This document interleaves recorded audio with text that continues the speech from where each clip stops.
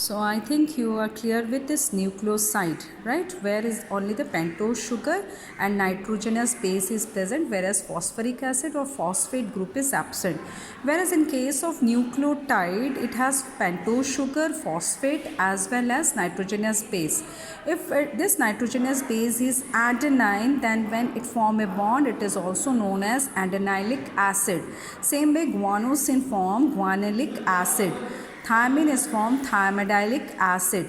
Cytidyllic acid. Uracil also form uradiolic acid. So this is the basic difference of nucleoside and nucleotide. In case of nucleoside, only pentose sugar form bond with the nitrogenous base, whereas in case of nucleotide, it has all the three components, that is pentose sugar, phosphate and nitrogenous base, right? So come to the DNA. We know that DNA is a double helical structure which is given by Watson and Crick. Means this double helical structure is described by two scientists known as Watson and Crick. And we know that DNA is anti-parallel to each other. Anti-parallel to each other. It has a two nitrogenous basing pair, that is adenine always form double bond with thymine and guanosine always form a triple bond with cytosine. It has a pentose sugar and phosphate as a backbone, whereas nitrogen act as a base of the structure. Like here you can see that this is a pentose. This is a pentose sugar structure and it has a pentose means 5 carbon is present. I am giving the number 1, 2, 3, 4 and 5th one.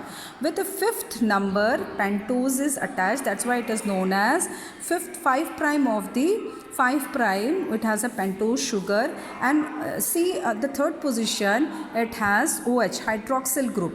So basically it is nucleotide structure, and this first carbon form bond with the nitrogenous base. Like I draw ATC. See here hydroxyl group, then another ring of the pentose, like phosphate form a bond with OH. This is one-sided structure. How it will form bond, and it shows antiparallel structure. Like here I inverted the structure. Then now there is a carbon number 1, and here we can see it is a 5th part.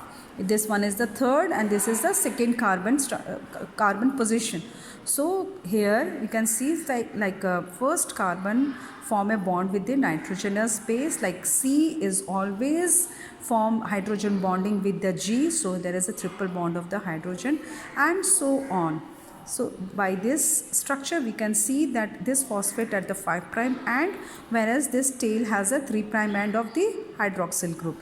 On the other side it has a phosphate on the fifth number of the carbon, whereas hydroxyl on the 3rd number of the carbon. So it is known as 3 prime OH position, and in case of this phosphate we know that it is attached with the 5th number of carbon, so we can say 5 prime phosphate structure. So by this structure we can say that it is anti-parallel in nature, and the structure is known as the bDNA.